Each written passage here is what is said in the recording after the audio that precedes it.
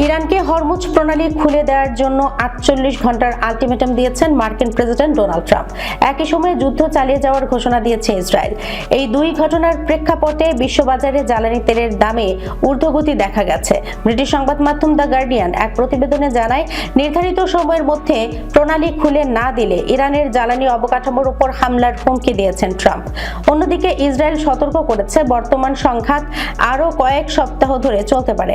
বার্তা সংস্থা এএফপি জানায়, গ্রিনিচ সময় রবিবার রাত 10টায় বাজার খোলার পরপরই তেলের দামে ঊর্ধ্বগতি শুরু হয়। মার্কিন অপরিশোধিত তেল ওয়েস্ট টেক্সাস ইন্টারমিডিয়েট এর মে মাসের সরবরাহ মূল্য 1.8% বেড়ে ব্যারেল প্রতি $100 ছাড়িয়ে যায়, যদিও পরে তা কিছুটা কমে আসে।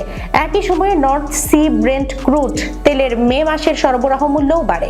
ব্যারেল প্রতি দাম উঠে $113.44। তবে লেনদেন শুরুর 45 মিনিট পর তা কিছুটা কমে $111 কাছাকাছি স্থিতিশীল হয়।